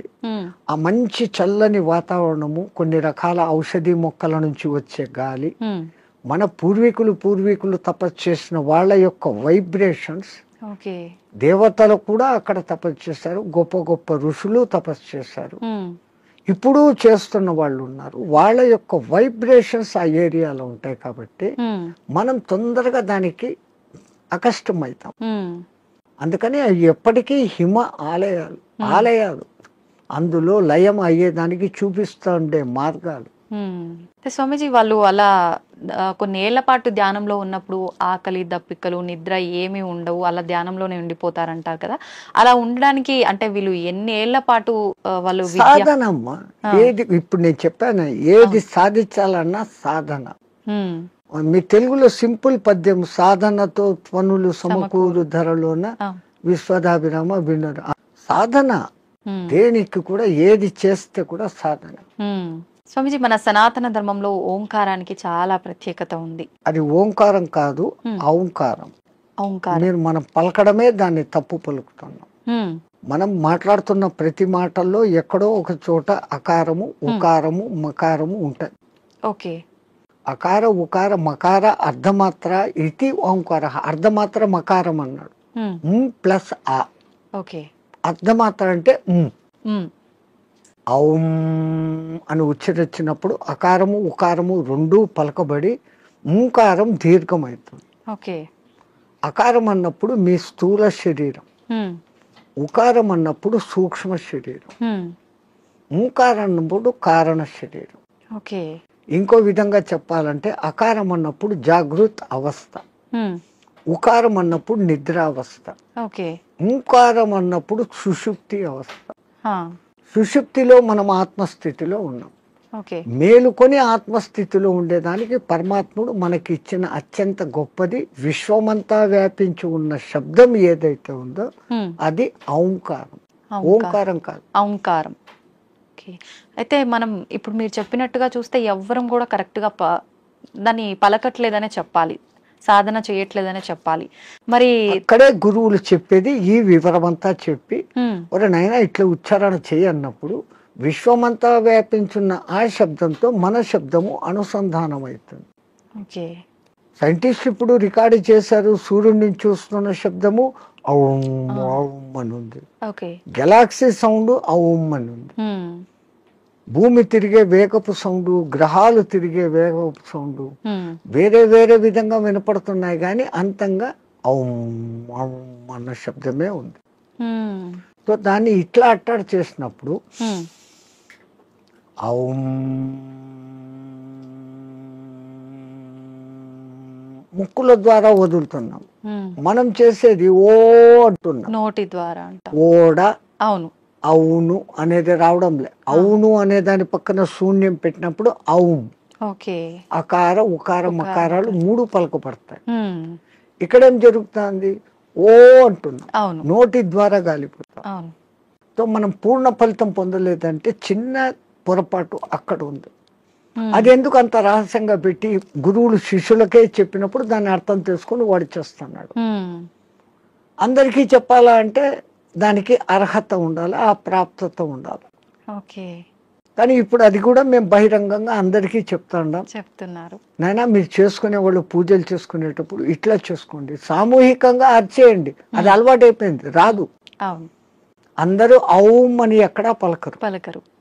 మనం ఒక్కళ్ళం అక్కడ అందరూ ఓం నమ శివాయ అంటే మనం ఒక్కళ్ళం ఇక్కడ ఔం నమ శివాయ అన్నామంటే డిఫరెన్స్ అయిపోతుంది. మనమే తప్పు చేస్తున్నామేమో స్వరం మారిపోతుంది, వాళ్ళందరూ మన దిక్కు చూస్తుంటారు. సో మనము ఇంట్లో కూర్చొని ప్రత్యేక సాధనలు చేసేటప్పుడన్నా కనీసం ఎక్కడ ఏది ఉచ్చరించాల్సి వచ్చినా ఔం అని ఉచ్చరించండి, ఓం అని కాదు. ఇంకా సామూహికంలో తప్పడం లేదు. 10 మంది కూర్చొని శివ సహస్రనామము అష్టోత్తరము ఏదో ఒకటి చేస్తాం. ప్రతి దానికి ఓం నమ శివాయ, ఓం శంభవైత నమో, భయోశ్వరాయ నమో, నిధనపతి నమ, నిధనపతాంతకాయ నమ, వీటన్నిటికి ముందు ఓం ఓం అంటారు. ఓం ఓం అంటాం. మాకు ఇదే అలవాటు అయిపోయింది, ఓం ఓం అని అంటాం. ఓం అనేది మా నోట్లో రాదు. నిజంగా అంటే మనం పలకాల్సిన మంత్రం ఏదైనా తప్పు పలుకుతున్నాము అంటే దానివల్ల మనకు ఫలితం కలగకపోగా దోషం కలిగే అవకాశం ఉంటుందా స్వామీజీ? దోషము అని అంటే సైంటిఫికల్ గా మీకు నేను చెప్పాలంటే ఇప్పుడు ఈ షట్చక్రాలు అనేది పెటల్స్ తో ఉంటుంది. మూలాధారం 4 పెటల్స్ దళాలు, స్వాధిష్టానం 6, మణిపూరకం 10, అట్లా 10, 12, 16, 2, 50 అక్షరాలు దాంట్లో నిక్షిప్తమై ఉంటాయి. వర్ష అనేది మూలాధారంలో, పాప బాబమ్మ అనేది అట్లా ఒకటి వేరే వేరే వేరేగా ఉంటాయి. ఈ మంత్రం ఒక రిథమాటిక్ గా చదివినప్పుడు మీరు పియానో మీద అది అడ్డదిడ్డంగా కొడితే సరిగ్గా రాదు. వాడు వాయించాల్సిన రీతిలో వాయించినప్పుడు సుమధురంగా వస్తుంది. ఇట్లా ఈ మంత్రం కూడా ఆ లెహర్ చదివినప్పుడు ఈ పెటల్స్ కదులుతాయి. ఆ పెటల్స్ కదిలినప్పుడు ఆ చక్రం కంట్రోల్ చేస్తున్న మీ ఇన్నర్ ఆర్గాన్స్. మూలాధారము పెద్ద పేగును కంట్రోల్ చేస్తుంది. స్వాధిష్టానము చిన్న పేగులను, యూరినరీ బ్లాడర్ ను, రీప్రొడక్టివిటీ ఆర్గాన్ ను చేస్తుంది. మణిపూరకము డైజెషన్ సిస్టము, చిన్న పేగులు ప్లస్ అన్నాశయము వీటిని కంట్రోల్ చేస్తుంది. అట్లా ఏ అంగాలను అవి చేస్తుందో ఆ జరిగే వైబ్రేషన్స్ ఆ అంగాలను శక్తివంతంగా ఆరోగ్యవంతంగా చేస్తాయి. ముందు మంత్రాలలో ఉన్న అర్థం ఇది. అందుకనే వాళ్ళు స్వరము ఇట్లా పలకాల ఇట్లా చేయాలని. వేదం అందరూ చదవలేము అంటే కారణం, ఒక గురువు దగ్గర 12 ఏళ్ళు నేర్చుకుంటే ఒక్క ఋగ్వేదం వస్తుంది మీకు. ఒక్కొక్క వేదం నేర్చుకునేకి 12 ఏళ్ల కాలం సుస్వరంగా. ఇప్పుడు అనేక మంది పాపం వేద పాఠశాలలు పెట్టి మళ్ళీ మన పూర్వ సంస్కృతి ఇంత గొప్పదన్న సంగతి తెలుసుకుని ఎట్లా చేస్తే బాగుంటుంది ఏమన్న సంగతి మీద పోతున్నా. వేదం అంతా సైన్స్ అమ్మా, ఊరికే ఏది చెప్పలేదు. సంధ్యావందనం చేసే దగ్గర నుంచి సైన్స్. ఇప్పుడు వీళ్ళు చేసే సంధ్యావనం తప్పు పట్టడం కాదు. పాతకాలంలో వాళ్ళు ఏం చేశారు, నదిలో వక్షస్థలం లోతు నీళ్లలో నీటికి ఎదురు ప్రవాహానికి నిలబడి ఓ చెంబుతో నీళ్లు తీసుకొని ఆ సూర్యుని దిక్కు పెట్టి ధారగా వదిలేవాళ్ళు. ఎప్పుడైతే ఒక మనిషి ఇంత లోతు నీళ్లలోకి పోతాడో అపాన వాయువు ఆటోమేటిక్ గా పైకి వస్తుంది. మామూలు నీళ్ల తొట్టిలో ఒక ఎంటీ చెంబును ముంచండి, ఎంత ప్రెషర్ వస్తుంది, లోపల గాలి పైకి రావాలని చూస్తాం. అదేమో ఇంత చెంబు, ఎంతో బలం ఉపయోగించాలి. సో ఈ అపాన వాయువు పైకి వస్తుంది. మనం చెంబు నీళ్లు తీసుకొని అన్నప్పుడు ప్రాణవాయువుని తీసుకున్నాం. ప్రాణ అపాన సమాయక్తం పచాన్యన్నం చతుర్దినం అని భగవద్గీతలో చెప్పిన ఆ ప్రాణ అపాయాల సమ్మిళనం జరిగి శరీరంలోని స్థూల సూక్ష్మ కారణ శరీరాలకు ఆ శక్తి పోతుంది. ఆ ధార అట్లా వదులుతున్నప్పుడు సూర్యకిరణాలు ఆ ధారలో నుంచి ఫిల్టర్ అయ్యి వచ్చి ఇట్లా పెట్టి పోసేటప్పుడు సరిగ్గా మన షట్చక్రాలు ఉంటాయి. ఆ ధార మన ఎదురుగా షట్చక్రాల దగ్గర పడతా ఉంటుంది. ఆ కిరణాలు ఆ ఈ ధారలో నుంచి ఫిల్టర్ అయ్యి మన షట్చక్రాలకు కావాల్సిన కిరణాలను అందిస్తుంది. సూర్యుడు అనేక కిరణాలు ఉన్నాయి. సహస్ర కిరణుడు అని ఆయనకు పేరు. 1000 రకాల కిరణాలు ఉన్నాయి. ఒక్కొక్క కిరణం ఒక్కొక్క పని చేస్తుంది. ఆ పని చేయడం కూడా 12 నెలలలో ఒక్కొక్క నెలకు ఒక్కొక్క విధంగా చేస్తుంది. అందుకనే ద్వాదశాదిత్యుడు అని పేరు పెట్టారు. ఉన్న సూర్యుడు ఒక్కడైనా ఒక్కొక్క నెలలో ఆయన మార్పులు చెందుతూ ఆ కిరణాల ప్రవాహం ఇస్తాడు. ఇప్పుడు ఈ విధంగా సంధ్యావందనం చేసినప్పుడు రావాల్సిన గుడ్ కిరణాలు మనలోకి వచ్చి ఆరోగ్యం బాగుంటుంది, చక్రాలు నీట్ గా యాక్టివేట్ అవుతాయి. అసలు గాయత్రి మంత్రం 24 అక్షరాలు చదివినప్పుడు మన 24 తత్వాలు శుద్ధీకరణ. అవన్నీ వైబ్రేషన్ వర్డ్స్. శబ్దం వైబ్రేషన్ క్రియేట్ చేస్తుంది. పెద్ద పెద్ద సైంటిస్టులు ఇప్పుడు నిరూపణ చేస్తున్నారు. పలకాల్సిన రీతిలో ఓంకారం పలుకుతే ఆ దూరంగా స్క్రీన్ మీద మీకు గొప్ప శ్రీచక్ర యంత్రాన్ని చూపించింది. ప్రూవ్డ్. ఇంకొన్ని మంత్రాలు చదివినప్పుడు ఇంకొన్ని డిజైన్లు వచ్చినాయి. అవన్నీ ఏది మన పూర్వీకులు యంత్రాలు అని గీస్తారే, ఈ గ్రహానికి ఇట్లా గీయాలి, ఇట్లా పెట్టాలి, ఇంత చకోరాలు, ఇంత వృత్తాలు అని. అదంతా ఏమంటే ఇది శబ్దశాస్త్రము రేఖాశాస్త్రాన్ని అనుసంధానం చేసి వాళ్ళ శబ్దోత్పత్తి ఈ వైబ్రేషన్స్ ఇట్లా క్రియేట్ అవుతాయని వాళ్ళకి తెలుసు. అందుకని ఆ రిథీమ్ గా పలికినప్పుడు ఆ ఫలితాలు వస్తాయి. స్వామిజీ, నేనే గాయత్రి మంత్రంకి సంబంధించి అడుగుదాం అనుకున్నా, మీరే ఆ టాపిక్ తీసుకొచ్చారు. గాయత్రి మంత్రం ఆడవాళ్ళు చదవటానికి పనికిరాదు అని చెప్పి 100% చదవచ్చు.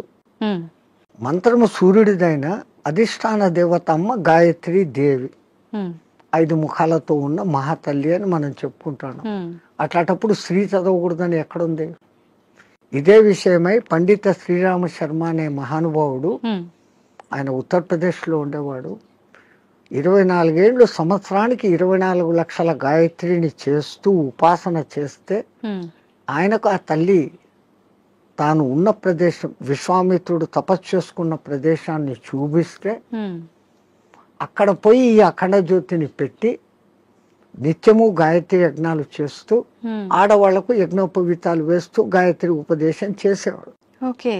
అప్పుడు కొంతమంది ఉత్తరప్రదేశ్ బ్రాహ్మణ్స్ ఉమ్, ఆయన మీద కోర్టులో కేసేసినారు. నువ్వు వేదాన్ని భ్రష్టు పట్టిస్తున్నావు, మా సదాచారాన్ని భ్రష్టు పట్టిస్తున్నావు, వేదాలు గాయత్రి మంత్రం చదవకూడదు. ఓకే.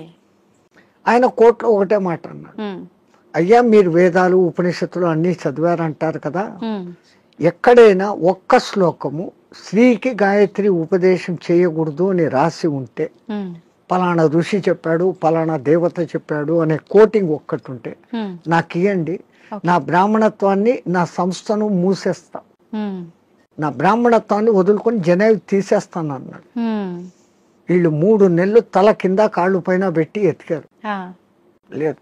ఓకే. ఎందుకు స్త్రీకి లేదు అన్నారంటే ఆమెకు కుటుంబ బాధ్యతలు ఎక్కువ, ఉమ్, ఈ మాసికంలో వాళ్ళకు ఈ పీరియడ్ కొంచెం ఇబ్బందికరంగా ఉంటుంది. అవును. అప్పుడు ఆ అనుష్ఠానం ప్రకారం కనీసం న్యాయంగా గాయత్రి చేయాలంటే 24 ముద్రలు వేస్తూ, ఉమ్, ఒక్కొక్క ముద్ర వేస్తూ ఒక్కొక్కసారి గాయత్రి 24 అక్షర గాయత్రిలన్నా చేయాలి. ఓకే. మళ్ళీ దాంట్లో 3 రకాలు ఉన్నాయి. ఉమ్, ఒక్క గాయత్రి త్రిపద, ఆ, 8 అక్షరాలతో ఉండాలి. ఓకే. అది అనుష్ఠుప్ ఛందస్సు అని ఇంకోటి ఉంది, 32 అక్షరాలు, అది 4 పాదాలు ఉంటుంది, ఉమ్, ఉమ్, అది కూడా 8వ అక్షరాలుగానే వస్తుంది. ఉమ్, అదంతా ఒక రహస్యం. ఓకే. మళ్ళా నవార్ణవ గాయత్రి అని ఒకటి ఉంది, ఉమ్, అది చేయాలంటే అమ్మవారి నవార్ణవం అనే పూజలు ఎట్లా చేస్తామో దాంట్లో 9 ఔంకారాలు వస్తాయి. ఓకే. అవి ఎట్ట పట్టాలా, ఏది చేయకూడదు, అది బహిర్గతం చేయని విద్య. ఓకే. గాయత్రి అంటేనే రహస్యం అంటారు, అవును. కానీ ఆ మహానుభావుడు అది అందరికీ అర్హత కలిగించాడు. కుల మత భేదం లేదు, ఎందుకంటే అది మంత్రం సూర్య మంత్రం. ఉమ్, ఆ పండిత శ్రీరామ శర్మకు కుడి భుజంగా ఉన్నవారే రామకృష్ణ మహానుభావుడు, ఉమ్, ఆయన కూడా ఇదే చేశాడు. ఓకే. ఆ గాయత్రి దీని మూలంగా ఆ మహానుభావుడు అంత శక్తిమంతుడే, పండిత శ్రీరామ శర్మకు తగిన శిష్యుడు అని పేరు తెచ్చుకున్నాడు. ఉమ్, ఆ మహానుభావుడే చేరదీసి బాగా దగ్గరుండి చేసిన వాడే మీకు ఇప్పుడు బాగా ప్రసిద్ధుడైన మారెళ్ళ రవిశాస్త్రి. ఓ, ఆ పరంపర అట్లా వస్తుంది. ఉమ్, అదంతా పండిత శ్రీరామ శర్మ దయ. ఓకే. స్వామి, దైవాన్ని నమ్మటం వల్ల, పుణ్యక్షేత్రాలకు తిరగటం వల్ల మనశ్శాంతి అనేది లభిస్తుందంటారా? 100%. అసలు మీరు పోవడమే ఆ ఇంటెన్షన్. ఉమ్, కాశీకి పోతే నాకేదో పుణ్యం వస్తుంది, ఆడ ఏదో వదిలిపెట్టేస్తానే సెంటెన్స్ కాదు అది. ఉమ్, కాశీలో 12 జ్యోతిర్లింగాలలో విశ్వనాథుడు అక్కడ ఉన్నాడు, విశ్వానికి ఆయన నాథుడు. ఆ, ఆ క్షేత్రానికి పోయి ఆయన నామస్మరణ కొంచెం సేపు నేను చేయటం మూలంగా నాకు ప్రశాంతత దొరుకుతుంది అని ఫస్ట్ మీలో విశ్వాసం కలిగినప్పుడు ఉమ్, అక్కడున్న అన్నపూర్ణ అనుగ్రహము కలుగుతుంది. ఉమ్, ఆ బేడి ఆంజనేయ స్వామి కరుణ, గణేష్ పండు మహారాజ్ది అందరిది దొరుకుతుంది. ఉమ్, అందుకే ప్రతి ఒక్క రుచిముని అక్కడ స్థాపించిన లింగాలు ఉన్నాయి. 3000కు పైన గుళ్ళు ఉన్నాయి కాశీలో. శివునికి ఇష్టమైన ప్రాంతం అది. ఉమ్, భూమి అంతా మునిగిపోయినా కానీ త్రిశూలం పైన నిలబెట్టి ఉంటాడు అని చెప్పబడిన ప్రసిద్ధ క్షేత్రం ఓకే. కాశీ. కాశీ అంటూ కాశీకి పోకుండా చచ్చిపోయినా ఉమ్, కాశీకి పోయినంత పుణ్యం కలిగే క్షేత్రం అదొకటే. ఉమ్, మిగతా క్షేత్రాలకు పోతానని ముక్కుబడి పెట్టుకొని పోకుండా పోతే ఏదో ప్రమాదము, ఉమ్, వానికి శిక్ష ఉంది. అవును. కాశీ విషయంలో అలా లేదు. ఉమ్, అంతటి గొప్ప అక్కడికి వచ్చింది అంటే ఒకటి ప్రజల విశ్వాసము, అక్కడ తపస్సులు చేసిన వాళ్ళ యొక్క శక్తి ధార పోయడం అనేది ఆ ప్రాంతానికి ఆ ప్రసిద్ధత వస్తుంది. ఓకే. భూమి అంతా ఒకటే అయినప్పటికీ సులభమైన ఉదాహరణ, ఇప్పుడు ఎండాకాలం కాదు, మామూలు చిన్న ఎండ ఉన్నప్పుడు ఉమ్, ఒక భూతద్దం తీసుకొని వచ్చి పేపర్ మీద పెడితే అది కాలుతా ఉంది. ఆ భూతద్దం నుంచి కిరణాలు కాన్సన్ట్రేషన్ అట్లా విశ్వశక్తి కాన్సన్ట్రేషన్ ప్రదేశాలు కొన్ని, అవి పుణ్యక్షేత్రాలు, తీర్థక్షేత్రాలు, ఓకే, తీర్థయాత్రలు. తీర్థం అంటే నీళ్లు. నీళ్లు. ఆ నీళ్లు ఎన్నో కొండల నుంచి ఆ ఖనిజాలను రాసుకొని దానిలో తీసుకొని చెట్ల వేర్ల ద్వారా ఆయా మూలికల శక్తిని తీసుకొని అవి రావటంతో ఆ నీళ్లు తాగితే శుభం. ఆ నీళ్లలో స్నానం చేస్తే స్కిన్ డిసీజెస్ పోతాయి. ఓకే. సో అది నీళ్ళ శక్తి, తీర్థయాత్రలు, పుణ్యక్షేత్రాలు అని పెట్టారు.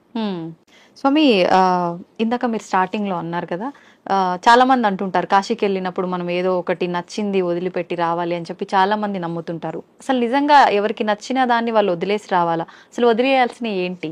అవును, నేను ఇట్లే చెప్తే ఒక ఆయన నాతో అన్నాడు, అవును స్వామి మీరు చెప్పినట్లే ఖచ్చితంగా వదిలిపెడతాను. మా నానమ్మ మా ఇంట్లో ఉంది, ఆమెను తీసుకెళ్తా కాశీకి, ఆమెను వదిలేస్తాను అన్నాడు.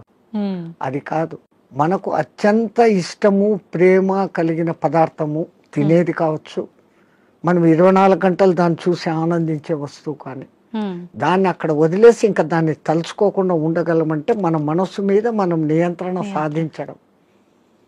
మైసూర్ పాకు మీరు అక్కడ వదిలి వచ్చారమ్మా, మీకు బాగా ఇష్టం. ఇక్కడికి వచ్చిన 10వ రోజు 12వ రోజు ఎవడో పార్టీ పెట్టాడు, ఆడ మైసూర్ పాకు చూడంగానే ఈ కళ్ళు మీకు ఆర్డర్ ఇస్తుంది, ముక్కు ఆ మైసూర్ పాకను పట్టేస్తుంది, నాలుక నీళ్లు ఉడతాయి.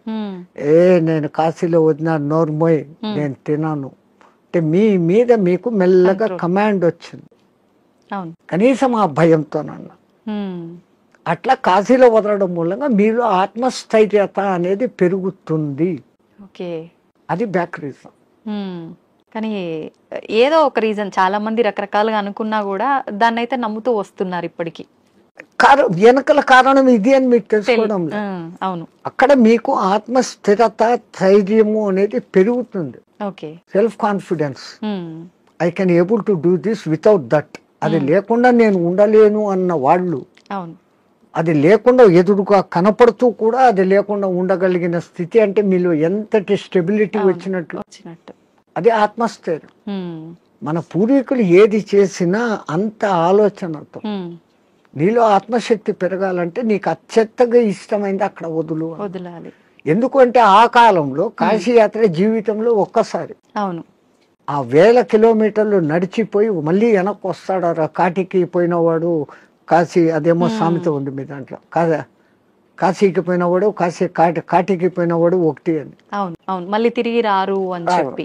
ఆ కాలం అట్లుండింది, అడవులలో పోవాలి, దారిలో జంతువులు, వాతావరణం మారిపోవచ్చు. అవును, ఇన్నిటినీ తట్టుకొని అక్కడికి పోయి మళ్ళీ రాగలిగినాడంటే వాడు దేవునిగా పూజించేవాడు. రెండవది, వాడు వచ్చేటప్పటికి అక్కడ కాశీలో నేను పలానా వదిలేసి వచ్చాను మోనుకున్నాను అన్నప్పుడు వాళ్ళలో ఇక్కడ ఆత్మశక్తి పెరిగి వాడు ఇక్కడ ఎవరికి ఏ మంచి మాట చెప్పినా అది జరిగిపోతుంది, వాక్ శుద్ధి వస్తుంది. So when you develop your confidence you can able to do anything. So to develop your confidence అక్కడ పోయినాక ఒకటి వదిలిన వాళ్ళు బెనిఫిట్ పొందుతారు. స్వామి, చాలా మంది అంటుంటారు, అంటే ఇప్పుడు ఇందాక మీరు చెప్పినట్టుగా వెళ్ళిన వాళ్ళు తిరిగి రారేమో అన్న ఒక ఉద్దేశంతోటో మరేంటో తెలియదు, కానీ చాలా మంది నమ్మకం ఏంటంటే పిల్లలు ఉండి వాళ్ళ పెళ్లిళ్ళు అన్ని అయిపోయిన వాళ్ళు మాత్రమే కాశీకి వెళ్ళాలి, దర్శించుకోవాలి, అవన్నీ అవ్వని వాళ్ళు కాశీలోకి పోయి సస్తే మోక్షం అనుకుంటే కాదు. నాకు తెలిసి ఒక మంచి కోటీశ్వర దంపతులు 3వ తరాన్ని కూడా చూసేశారు. ఆ 3వ తరం కూడా 18 years వచ్చింది మనబళ్ళు. ఇంకా ఇంత అనుభవించిన కాశీలో పోయి చచ్చిపోతాం, వయసు కూడా అయిపోయింది, 80 ఏళ్ళు వచ్చినాయి. ఇద్దరు లవ్ మ్యారేజ్, ఇద్దరికి 80 ఏళ్ళు భార్యాభర్తకి. బట్ డబ్బు ఉంది, అక్కడ మంచి బిల్డింగ్ కొనుక్కున్నారు, 4 సర్వెంట్లను ఎత్తుకొని పోయినారు, వంట వండేకి పనులు చేసుకునేకి. రోజు పోయి స్వామి దర్శన్ వస్తూ ఉన్నారు. ఎప్పుడో ఒకసారి బంధువులు ఫోన్, బిడ్డలు వాళ్ళది, అంత ఆధ్యాత్మిక. మర్జాయంగే అంటున్నారు. 7 ఏళ్ళైంది, 8 ఏళ్ళైంది, 10 ఏళ్ళైంది. ఇక్కడ ఈ 18 ఏళ్ళ బిడ్డలు 28 ఏళ్ళ వయసుకు వచ్చినారు మనమళ్ళు. వాళ్ళకి మ్యారేజ్ ముగ్గురికి ఒకేసారి కుదిరింది, వేరే వేరే కమ్యూనిటీ హాల్. తాత పెళ్లి మాది అంటే, అరే ఇక్కడ కాశీలో ఉండి 15 ఏళ్ళు అయిపోయింది, 95కి వచ్చినాం, అక్కడ గంగ నీళ్లు తాగి రోజు శివప్రసాదాలు తిని ఇంకా పుష్టి తయారైనారు. They can able to see, they can able to hear everything. బాగుంది. అరే ఇంకా ఉంటాం కదా, ఒకసారి పెళ్లి చూసుకొని వస్తామని ఫ్లైట్లో వచ్చినారు. ఓకే. పెళ్లి చూసుకున్నారు, రాత్రి పడుకున్నారు. పడుకున్న వాళ్ళు పడుకున్నట్లే జై శ్రీరామ్ అయిపోయినారు. ఇద్దరు వాళ్ళకు కాశీలో మరణం లేదు, ప్రాప్తం లేదు. అరెరే. అందరికీ మరణము సాధ్యమా? అలా అని మరి కాశీలో ప్రాప్తం లేదని అక్కడే ఉంటే ఎప్పటికీ మరణం ఉండదనేది కూడా. ఆ మాటకు వస్తే తల్లి, ఇప్పుడు గంగలో మునిగితే నాకు పుణ్యం వచ్చేస్తుంది అనుకుంటే, గంగలోనే ఉండే చేపలు, కప్పలు, ముసళ్ళు అవి అక్కడే పుట్టాయి, అక్కడే పెరిగాయి. ఒక్కసారి గంగా స్నానం చేస్తే, సరే మీరు కాశీలో పొద్దున్నుంచి సాయంత్రం వరకు 10 సార్లు గంగా స్నానం చేశాను అంటారు, కానీ మీరు చేసింది ఒకటే స్నానం. మీరు స్నానం చేయగానే ఆ నీళ్లు ఫ్లో పోయినాయి కదా. అవును. ఆ తల్లి నిరంతర ప్రవాహం, ఎప్పుడూ కొత్త నీళ్ళు అక్కడ ఉన్నాయి.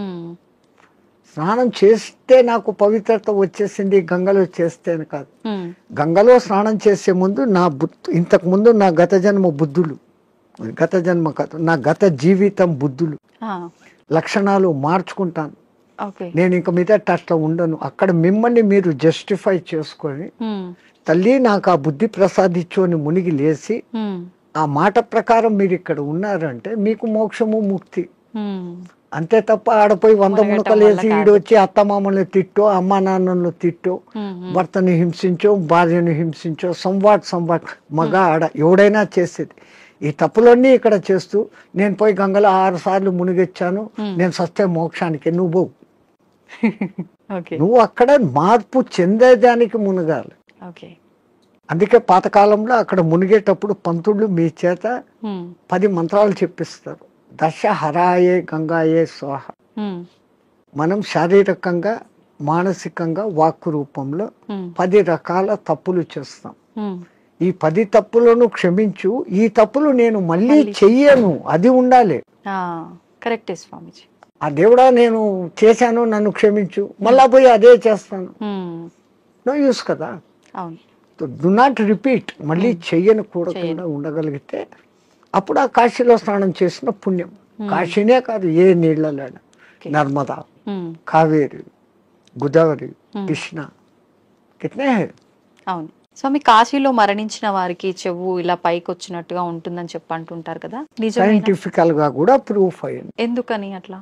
అక్కడ ఉన్న ఆ వాతావరణము, ఎంత శవాలను అక్కడ కాలుస్తూ ఉన్నా, ఈ మధ్య కొంచెం అక్కడ మాంసాహార దుకాణాలు పెట్టినా, ఆ ప్రత్యేకమైన కాశీ ఏరియాలో ఒక వాయు వైబ్రేషన్స్ వేరే, ఆ నిరంతర భగవన్నామ ఉచ్చారణ వైబ్రేషన్స్ ఆ గాలిలో కలిసి, అక్కడ చనిపోయిన మనిషికి ఈ కుడి చెవు కింది భాగం దగ్గర ఒక నరువు ఉంటుంది. ఆ నరువు ఉబ్బుతుంది, బాడీ అంతా ఉబ్బుతుంది. ఫస్ట్ ఆ నరువు అక్కడ ఉబ్బుతుంది ప్రత్యేకంగా అక్కడ. మిగతా ప్రాంతాలలో అది జరగదు. పాపం సైంటిస్టులు ఎంతో ప్రయత్నం చేస్తూ ఉన్నారు, ఎందుకు అట్లా జరుగుతుంది అది ఇంకా రుజువు కాలే. బట్ 99% గుర్తించారు. ఏ ఊరు చచ్చినా కొంచెం రెడ్డిష్ కలర్ వస్తుంది, కారణం అక్కడ నరము జర ఊబుతుంది. అయితే చాలా మంది దానికి రీజన్ ఇది అయ్యి ఉంటుంది, శివుడు అక్కడ చనిపోయిన వాళ్ళకి చెవులో ఏదో చెప్తాడు, అది చూసి మన పూర్వీకులు అక్కడ వచ్చి రామతారకం చెవులో చెప్తాడు, ఆయన గట్టిగా చెవులు ఆగబట్టి అది అక్కడ ఎర్రగైంది అంటాడు. ఆయనకు అదే పని, ఆ సచ్చినోడికి అందరి దగ్గర పోయి చెవులు పీకి చెప్తానే కూర్చుంటాడా? అంతే కదా, మనకు ఆ విశ్వాస్. అంతే. కాశీలో నేను చనిపోతే శివుడు నన్ను స్పృశిస్తున్నాడు, నేను ఈ బాడీ వదిలిపెట్టినాక నన్ను ఎవడు స్పృశిస్తా నాకేం తెలుస్తుంది. దీని పేరు అప్పుడు సదానంద అన్నారు, శవం అంటారు, పేరు పోయింది. పుట్టినప్పుడు తల్లిదండ్రులు పెట్టిన పేరు ఈ బాడీతో పాటు బాడీ లోపల ఉండేది బయటికి పోయినాక దీన్ని బాడీ అంటారే గాని పేరుతో పిలవరు.